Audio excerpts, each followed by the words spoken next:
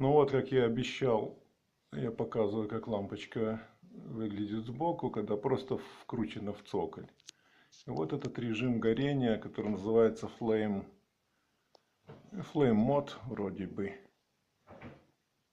Так, вот немножко яркость подкрутим.